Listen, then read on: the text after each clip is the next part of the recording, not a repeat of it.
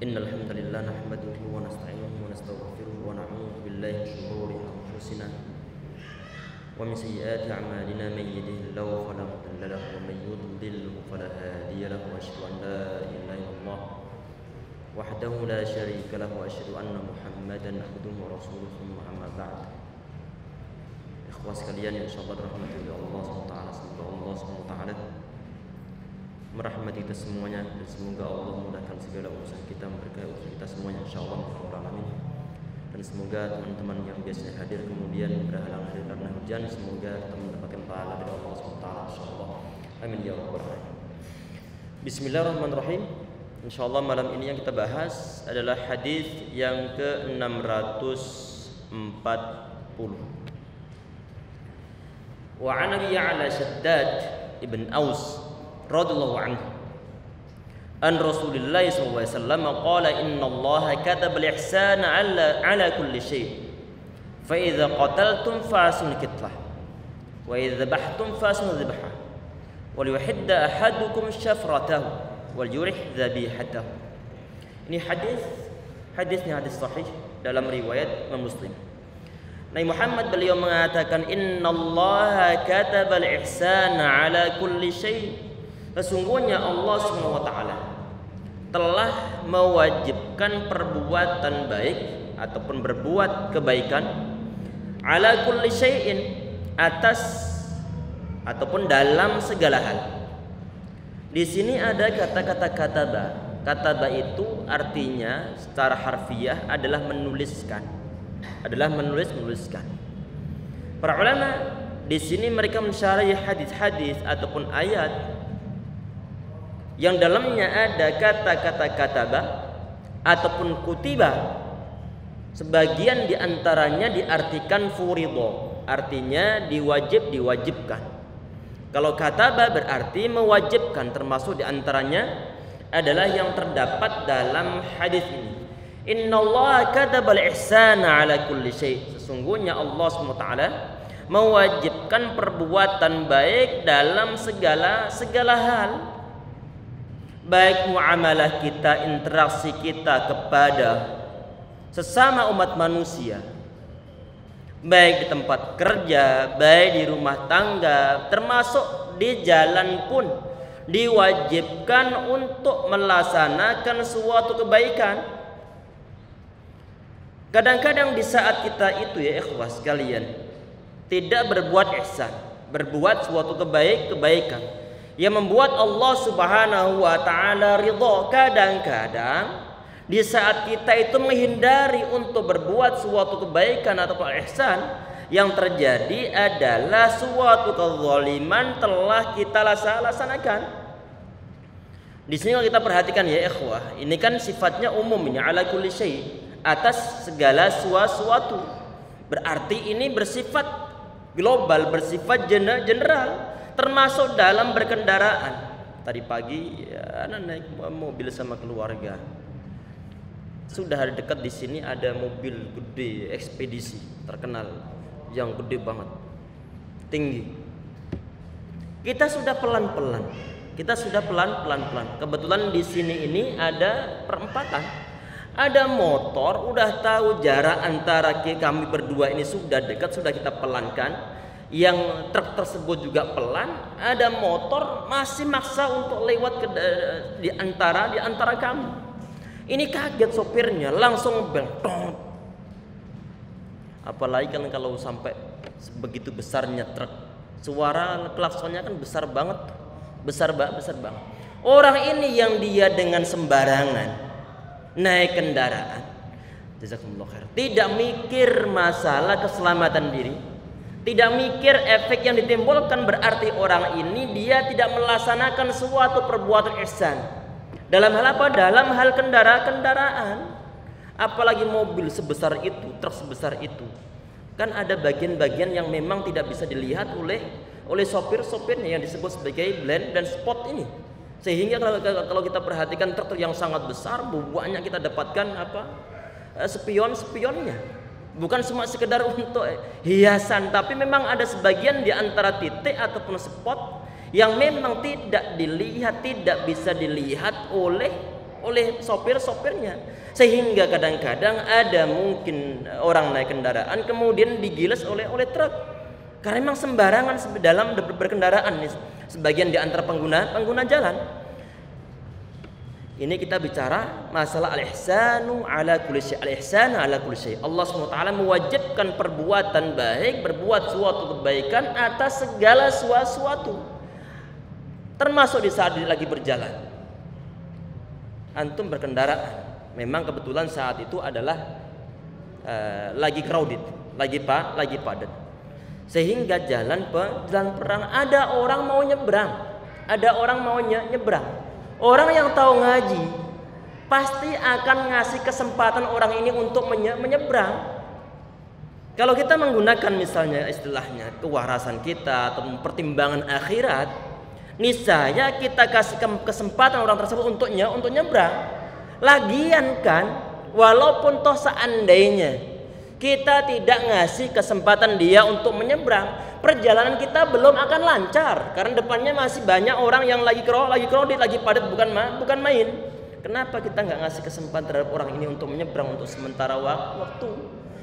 Walaupun toh naik mobil, walaupun toh naik motor, kita kasih kesempatan orang untuk lewat.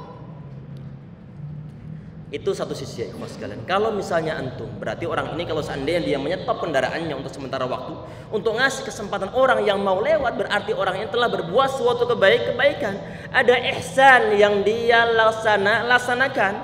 Di saat ada suatu ihsan yang dia laksanakan, tentunya Allah SWT mencatat orang ini termasuk innallaha yuhibbul muhsinin.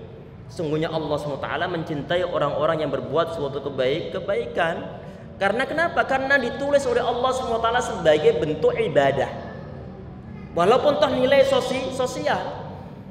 Ini antum sebagai orang yang mau melanjutkan suatu perjalanan. Kalau misalnya antum berada di suatu pihak yang kebetulan mau menyeberang, di antara model ihsannya bagaimana? Misalnya Anda mau nyebrang nih, orang-orang sudah kadang-kadang sudah agak tergesa-gesa untuk melanjutkan suatu perjalanan. Tetapi dia itu meluangkan waktunya untuk nyetop sementara waktu kendaraannya. Karena kenapa? Karena saya ataupun antum mau menyebrang. Di antara perbuatan ihsan yang mestinya kita laksanakan sebagai seorang penyeberang jalan, itu adalah kita bersegera. Segera, jangan malah nyantainya, bukan main. Ini orang dia berhenti untuk kita. Kadang-kadang sebagian di antara kita umat manusia nyebrang jalan dia nggak adab.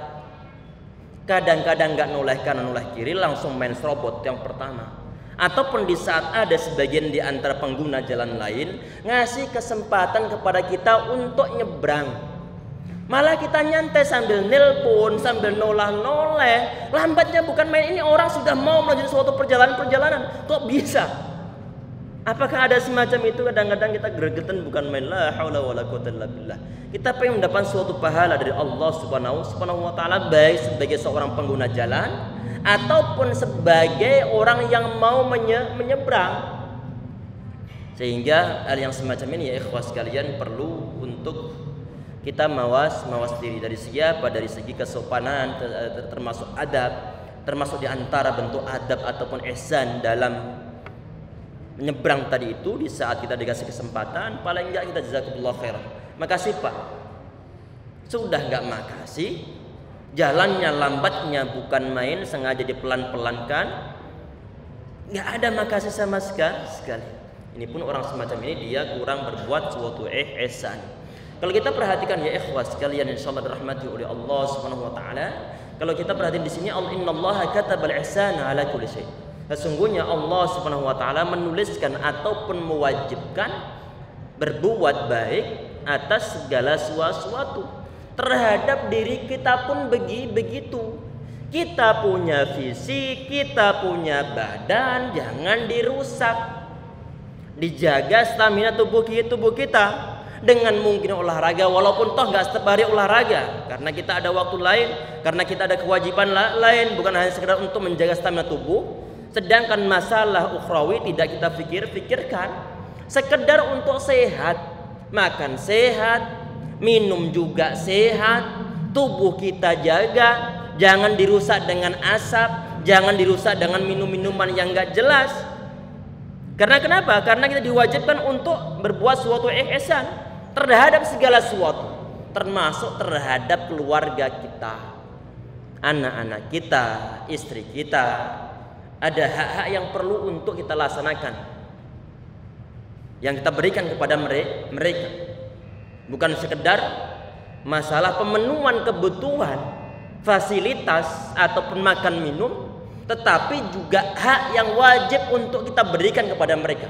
Tentang masalah tarbiyah ruhiyah, tentang masalah apa? Tentang masalah tarbiyah islamiyah, tentang masalah akhlak, tentang masalah akidah kepada keluarga kita. Itu adalah hak mereka.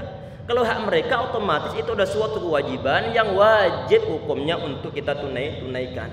Sehingga perlu anak-anak kita ajak untuk kajian, perlu anak-anak kita ajak ataupun istri kita ajak untuk ke kajian, biar mereka satu prinsip dengan kita. Kalau kita cuma saja ataupun kita saja yang rajin kajian, sedangkan istri tidak, anak juga tidak, maka untuk jalan bareng mentargetkan piala akhirat ataupun pahala akhirat itu sangat akan susah, akan ditentang oleh mereka. Karena kenapa? Karena prinsipnya memang berbeda. Pemahaman yang antum miliki sama yang dimiliki oleh mereka berbeda. Kalau pemahamannya berbeda, prinsip berbeda, otomatis target yang akan dicapai pun berbeda. Padahal itu adalah suatu kewajiban.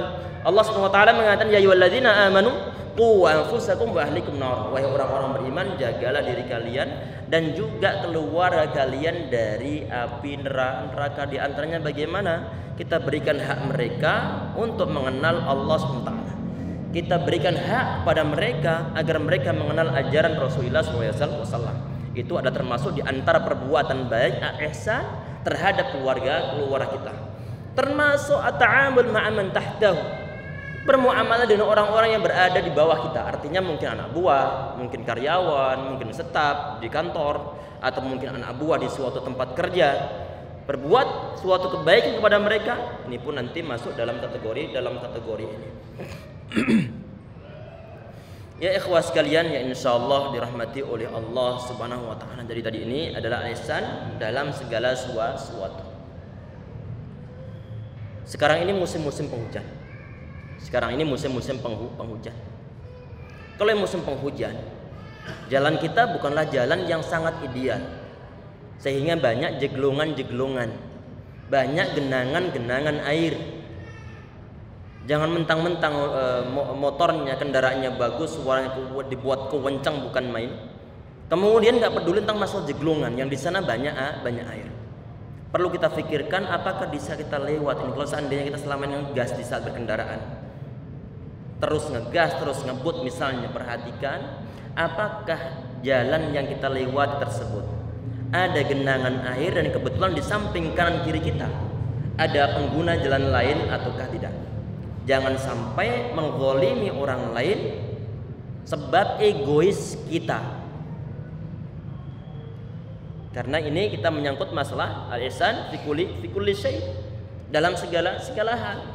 Kita jalan bareng dengan keluarga, kita jalan bareng dengan teman kita. Ada 3 orang, semua jangan berjalan begini. Tapi perlu untuk beriringan begini. Kalau begini sudah jalan sempit, kemudian jalannya memenuhi jalan. 3 orang.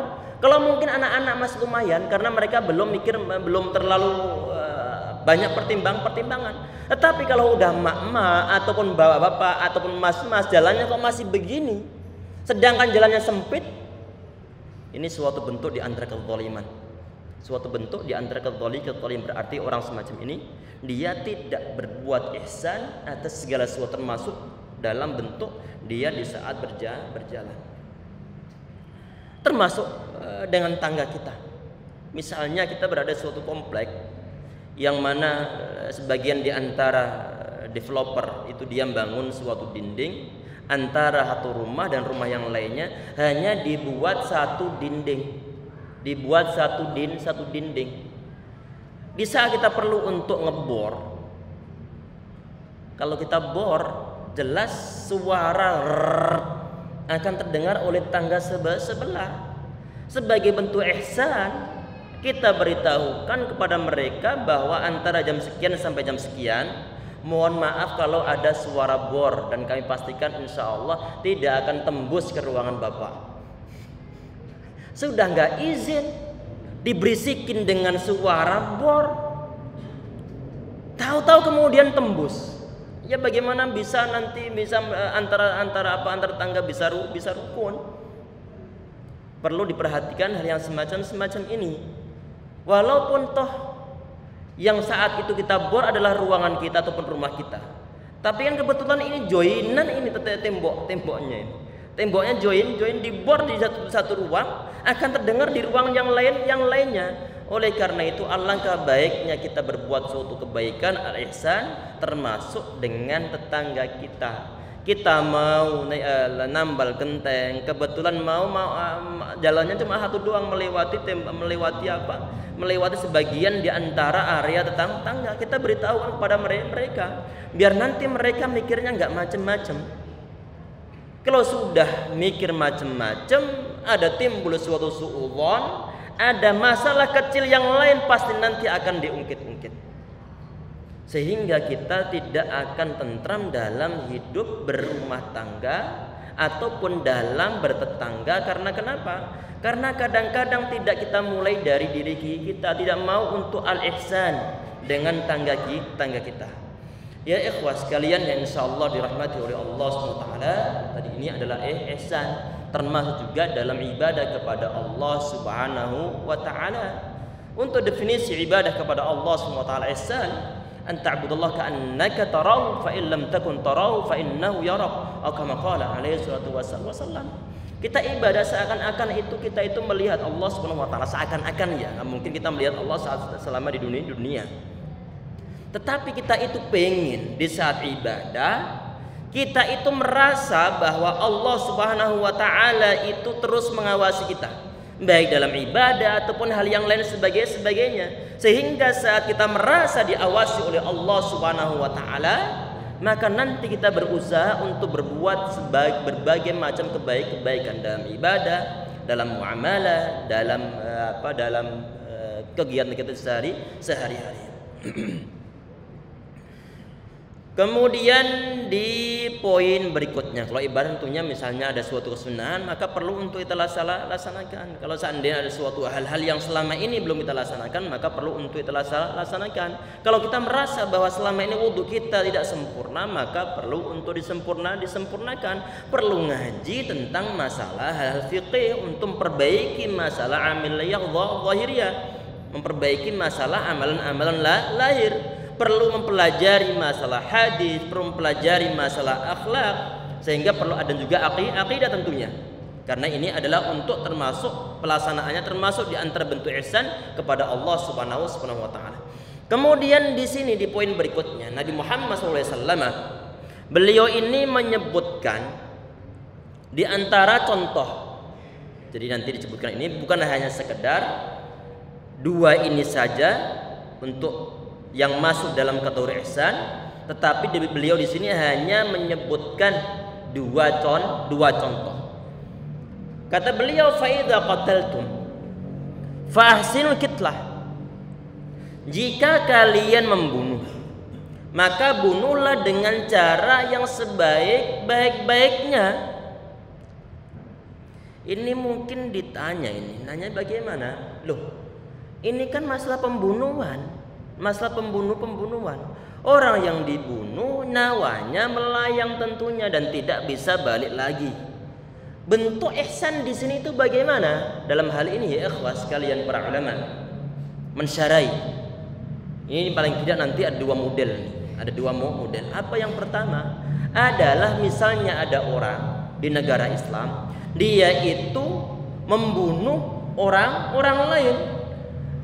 Seseorang yang membunuh orang lain, hukumannya dia itu pun harus diqisas, dihukum dengan pembunuhan juga. Dia dibunuh, saat dia membunuh maka perlu untuk dibunuh untuk menimbulkan suatu efek jera, biar orang tidak mudah untuk melenyapkan nyawa orang lain, karena nanti hukumannya adalah nyawa dia siap untuk diambil juga. Kematian dibayar dengan kematian. Misalnya berada di negara Islam, Kemudian orang ini si A ini dia yang telah membunuh orang lain tanpa hak, menzalimi orang lain, kemudian dia membunuhnya. Tentunya nanti akan ada algojo yang disuruh untuk mengeksekusi orang-orang ini. Seorang algojo ini di saat dia membunuh maka perlu untuk diperbaiki cara membunuhnya. Dengan cara bagaimana? Dengan cara mungkin diantaranya jangan disiksa, segera dilaksanakan eksekusi. Jangan mungkin dimutilasi, dipotong-potong sebagian anggota tubuhnya. Model-model mastulah atau model-model mutilasi ini enggak ada dalam syariat agama Islam. Walaupun toh seandainya terjadi peperangan antara umat Islam dan orang-orang kafir, maka enggak boleh sampai kemudian mutilasi, dipotong-potong dengan sengaja. Udah tahu ini musuh dalam keadaan lemah, dalam keadaan tidak bisa melayang, tidak bisa untuk melawan, kemudian sengaja dipotong-potong sebagian anggota tubuhnya. Ini enggak diperbolehkan. Karena kenapa? Nabi Muhammad SAW beliau mengatakan, "Idza qataltum fa'asil qitlah." Kalau kalian itu membunuh, maka perbaikilah cara membunuhnya. Segera dilaksanakan pembunuhan terhadap orang yang telah membunuh orang lain tadi itu sebagai seorang algojo. Jadi jangan sampai disiksa. Berarti tadi ada dua bentuk. Yang pertama adalah untuk menerapkan qisas. Yang kedua adalah di saat terjadi suatu peperangan antara orang Islam dengan orang-orang kafir sehingga terjadi saling bunuh, maka perbaikilah cara membunuhnya.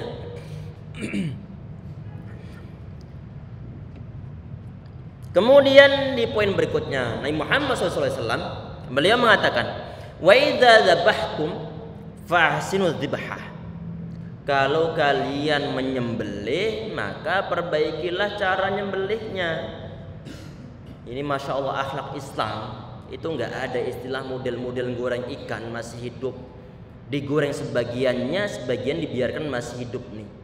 Bagian buntutnya digoreng masih melekat di tubuh, kepalanya enggak digoreng. Konon katanya ini lebih lezat daripada digoreng langsung mati. Ini nggak mungkin dilaksanakan oleh orang yang beriman kepada Allah Subhanahu wa taala. Karena kenapa? Karena nyiksa. Oleh karena itu kalau kita perhatikan ya ikhwas sekalian, Nabi Muhammad SAW itu beliau berbagai etika beliau sampaikan, beliau ajarkan kepada umat-umatnya. Termasuk apa? Termasuk diantaranya adalah dari segi nyembelih binatang, termasuk binatang hewan kurban kita, jangan disembelih sedangkan teman-temannya melihat, sehingga perlu dipisah antara area penyembelihan dengan area tempat antrian, ataupun dikasih satir. Ini etika dalam Islam. Termasuk diantaranya ishadiyah kata Nabi Muhammad SAW saat beliau memberikan suatu wasiat kepada Aisyah radhiyallahu anha. Untuk apa? Untuk najemkan parangnya, najemkan golok-goloknya, biar nggak engek-engek. Tahu engek-engek? Begini kan nggak putus-putus ini. Karena kenapa? Karena parangnya tumpul. Perlu untuk ditajemin parangnya, perlu untuk dikencengin dalam menggoroknya, perlu untuk ditekan dan disegerakan. Semakin cepat penyembelihannya, semakin cepat rohnya ataupun nyawanya hilang, maka itu niscaya lebih baik. Termasuk diantaranya masalahnya kalau ada cicak, kan kesunahannya termasuk diantaranya pahala yang disediakan semakin cepat maka nanti pahala cepat dari segi dari segi mematikannya. Bukan dengan cara dipotong-potong terlebih dahulu baru kemudian dimatikan, tapi berusaha untuk dipercepat. Semakin cepat maka pahala semakin besar. Cicak ini kalau qaul yang sahih bukan karena cicak ini dia kenapa kok disunahkan untuk dibunuh. Bukan karena dia itu meniup api yang membakar Nabi Ibrahim alaihi salam. Ini nggak ada model-model yang semacam itu anggapannya. Kalau seandainya ada hadisnya, adalah hadis yang sangat dhaif. Itu di satu sisi. Sisi yang lainnya adalah ini kan kalau seandainya memang cicak itu ataupun mungkin toket dia bisa niup, seberapa besar dia bisa niup api? Dia mendekat akan langsung kebakar, kepanasan. Itu yang alasan yang kedua. Alasan yang ketiga, yang salah kan mbahnya cicak nih. Yang salah adalah mbahnya cicak. Kenapa kok anak cucunya sampai kemudian diberikan suatu hukuman kesunahan untuk membunuhnya? Sehingga alasannya cicak ini dibunuh bukan karena meniup api Nabi Ibrahim alaihissalam saat beliau dibakar, tetapi adalah dia ini termasuk fuwaisik, termasuk hewan yang sangat mengganggu. Kalau dia sudah buang kotoran maka dia akan disono saja. Kalau dia sudah buang kotoran di kap mobil kita, dia akan terus istiqomah di sana.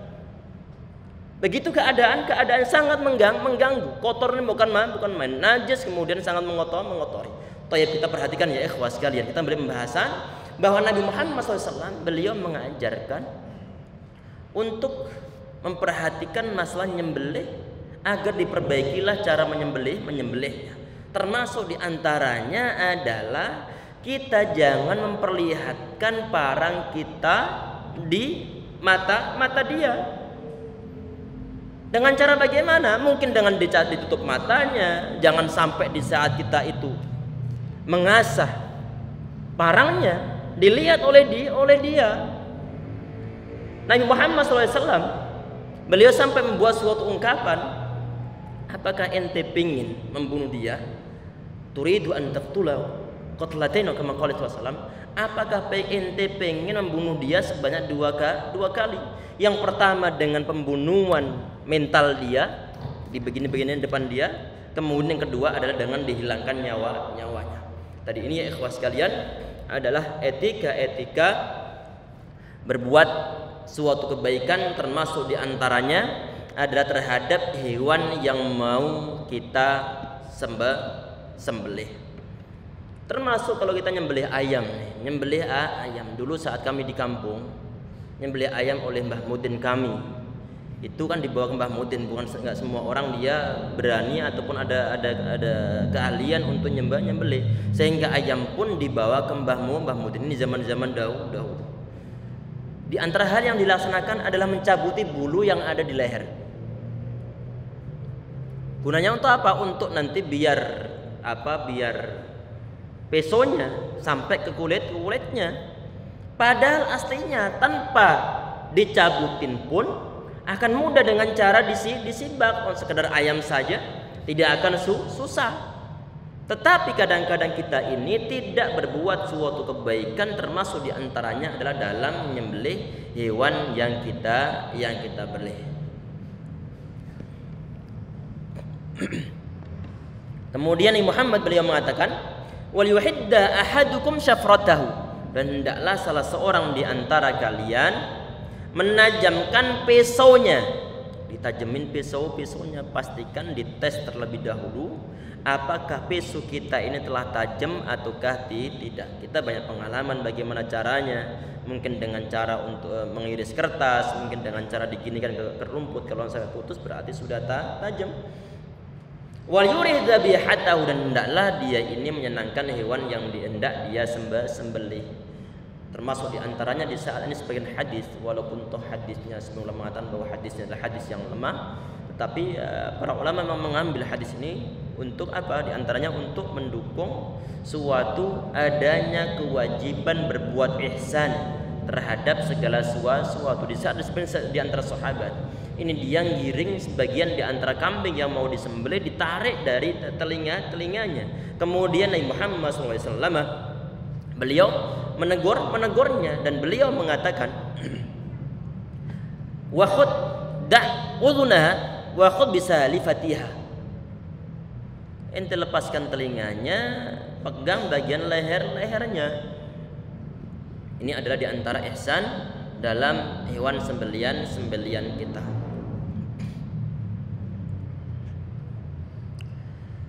Ini pembahasan bukan sekedar masalah membunuh ataupun nyembelih hewan yang halal dagingnya. Membunuh hewan yang tidak halal dagingnya pun perlu untuk berbuat suatu kebaikan, diperbaiki cara membunuhnya. Apa diantaranya? Diantaranya adalah hewan yang bernama tikus. Hewan yang bernama tikus. Perbaiki cara membunuhnya. Ada sebagian di antara ulama, ini termasuk fatwa dari ulama Lajnah Daimah lil Iftah, termasuk dalamnya Syekh Ibnu Baz rahimahullah, di saat mereka ditanya tentang masalah bagaimana hukumnya membunuh tikus dengan menggunakan lem perekat, kemudian sampai ditinggalkan selama beberapa hari, dibiarkan sampai mati. Ini bagaimana hukumnya? Ini semua mereka sepakat nggak diperbolehkan. Terus bagaimana kalau seandainya kita lagi nggak punya jebakan, kemudian adanya adalah lem tikus, maka bagaimana? Maka sering-sering ngecek ke sana, sudah ketangkep, maka segera langsung dibunuh. Jangan dibiarkan sampai mati sendiri-sendiri. Bahkan Syekh Utsaimin rahimahullah, beliau mengkhawatirkan kalau sampai dibiarkan mati di sana, akan termasuk di antara orang yang sebagaimana di zaman ada seorang wanita yang masuk neraka fi hirratin habasatha. Seorang wanita yang dia ini ngeremin ataupun ngunci seekor kucing di dalam kamar dan dia dikasih makan. Kucing haram hukumnya, sebagian tikus juga haram hukumnya untuk dimakan. Tetapi di saat dieremin ataupun ditahan di penjara dalam suatu ruangan dan tidak bisa bergerak-gerak termasuk tikus tadi itu, maka nanti termasuk dikhawatirkan termasuk akan mendapatkan suatu sisa dari Allah Subhanahu wa taala, dimasukkan dalam neraka. Padahal ini adalah tikus. Alasannya sama. Karena kenapa? Karena tidak segera, kalau seandainya membunuh tikus maka segera untuk dibunuh. Ada sebagian anak-anak saat ini, sebagian di antara mereka karena mungkin mereka jauh dari pertimbangan agama, mereka jauh dari pendidikan agama Islam, mereka jauh dari pengawasan orang tuanya. Ada sebagian di antara mereka nangkepin tikus, kemudian disiram menggunakan minyak tanah, kemudian dibakar, ditonton rame-rame, disurakin di sana. Antum mungkin pernah melihat, kadang-kadang diberikan suatu azab oleh Allah SWT.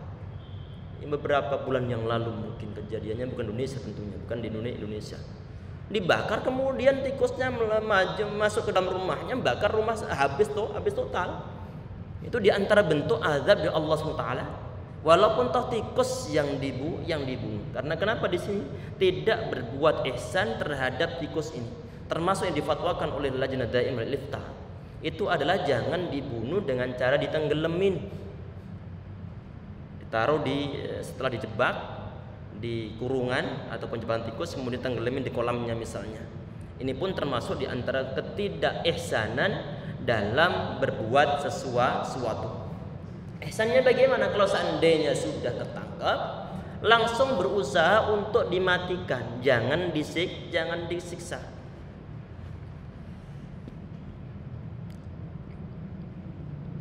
Kemudian hadis yang 641. Ini hadis di pertemuan sebelumnya sepertinya sempat kita singgung, tapi bukan hadis bukan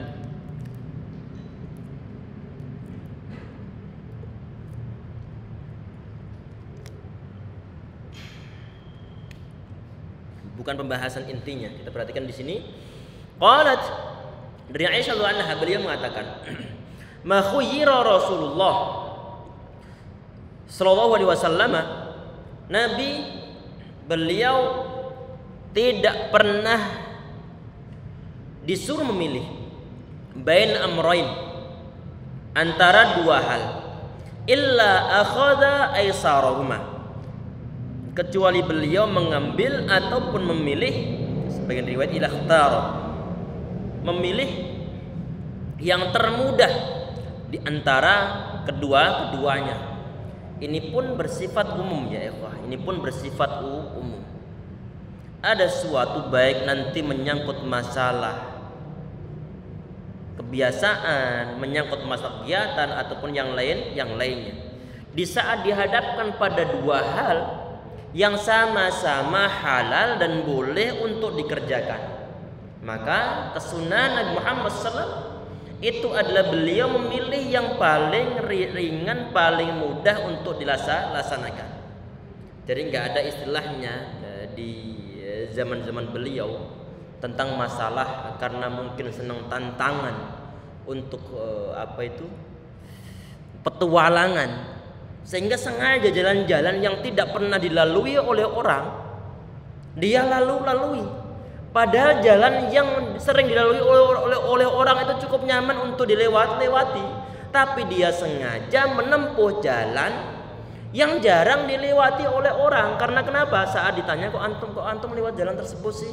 Iya, kalau jalan biasa nggak menantang, karena saya suka petualangan. Petualangan katanya. Ini nggak sesuai dengan kesunahan Nabi Muhammad SAW.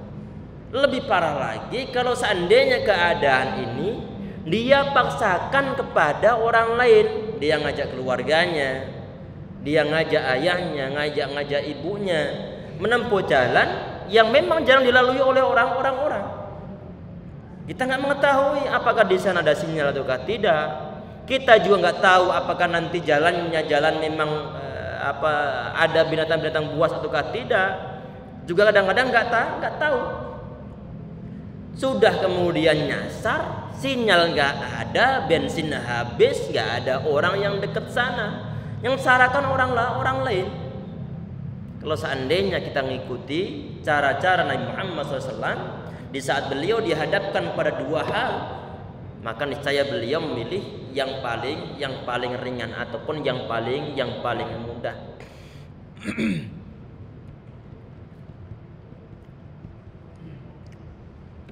Termasuk misalkan tentang kasus apa?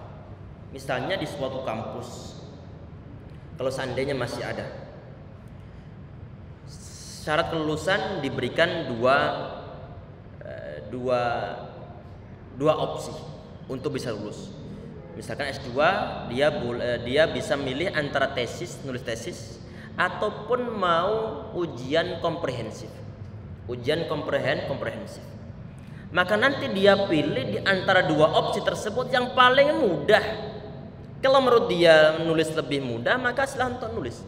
Kalau seandainya dia ujian lebih mudah, maka dia pilih yang ujian. Jadi dalam segala hal nanti perlu untuk dipilih yang paling mudah selama malam yakun isman. Selama di sana ataupun di dalam poin yang dia pilih ataupun yang beliau pilih di sini tidak ada dosa di dalamnya. Kalau sudah ada dosa, maka beliau adalah orang yang paling jauh untuk menghindarinya. Berarti nggak ada tawar-menawar untuk masalah suatu dosa. Ada opsi halal, kemudian yang opsi kedua adalah haram, ataupun ada suatu unsur pelanggaran syariah. Nabi Muhammad memang beliau memilih yang paling ringan, cuma kalau misalnya di sana ada suatu unsur pelanggaran syariah, maka beliau orang yang paling menjauhinya. Artinya beliau tidak akan menempuh cara-cara yang tidak syar'i. Untuk konteks kita saat ini bagaimana? Misalnya ada seorang akhwat, dia ini mau untuk melamar pekerjaan. Ada dua perusahaan yang siap untuk menerima dia. Satunya perusahaan mensyaratkan dia nggak boleh menggunakan jilbab, tapi honornya sangat besar. Perusahaannya dan juga ini cukup ringan, honor besar, ringan pekerjaannya. Tetapi syaratnya nggak boleh pakai jilbab ataupun boleh jilbab cuma jilbab yang gaul. Jilbab yang gaul, yang ngelepet kayak yang kelihatan lekuk-lekuk tubuhnya. Kalau menggunakan yang jilbab panjang nggak akan diterima di perusahaan. Yang di sini kecil, yang perusahaan kedua kecil honornya dan tugasnya agak berat. Tapi di sana bebas untuk beribadah, bebas untuk menggunakan jilbab panjang, bebas untuk bercadar misalnya. Maka bagaimana? Ini nggak boleh untuk milih yang ini. Karena kenapa? Ada dosa di dalamnya. Karena kenapa? Ada unsur pelanggaran syariah. Nggak boleh pakai jilbab ataupun disuruh untuk menggunakan jilbab-jilbab yang gaul. Jilbab-jilbab yang aneh-aneh itu loh. Jilbab-jilbab yang aneh-aneh. Ada unsur pelanggaran syariah, maka dia jangan mengambil yang ini. Tapi dia perlu untuk mengambil walaupun toh ternyata honor yang dijanjikan tidak sebagaimana yang perusahaan tadi itu. Karena kenapa? Tentunya di saat dia milih untuk memilih yang ada kelonggaran syariah di sini, walaupun toh kecil, insya Allah diberkahi oleh Allah SWT. Berarti akhwat ini ada ketakwaan kepada Allah Subhanahu wa Ta'ala. Kalau sudah bertakwa, maka kita tahu bahwa Allah SWT mengatakan, wa may yattaqillaha yaj'al lahu makhraja.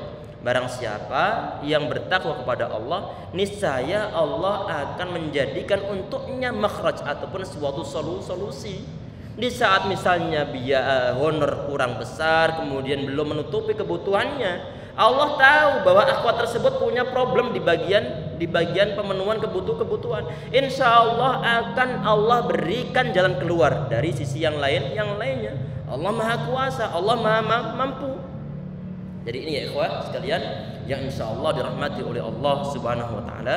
Tadi tentang bahasan bahwa Nabi Muhammad SAW beliau itu di saat dihadapkan pada dua hal, maka beliau memilih yang paling ringan selama tidak ada suatu dosa ataupun pelanggaran syariah.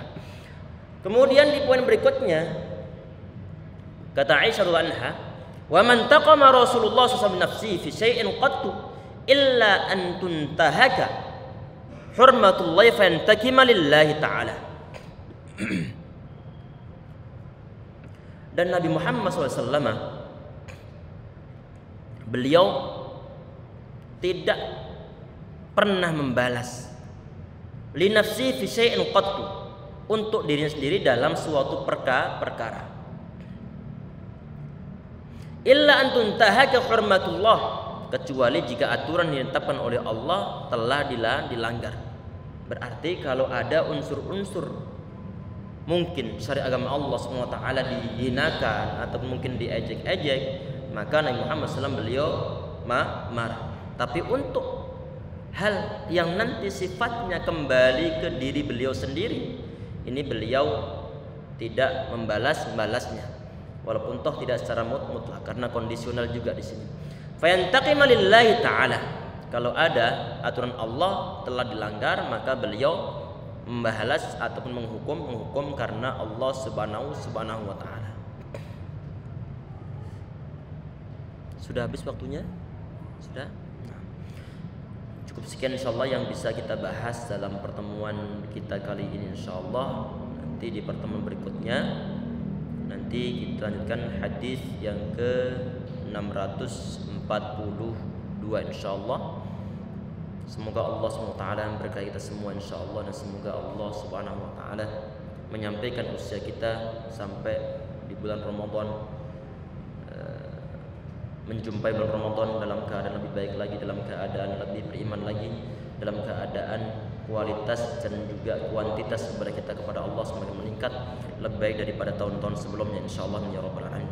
Subhanaka wa bihamdika asyhadu an la ilaha illa anta astaghfiruka wa atubu ilaik. Assalamualaikum warahmatullahi wabarakatuh.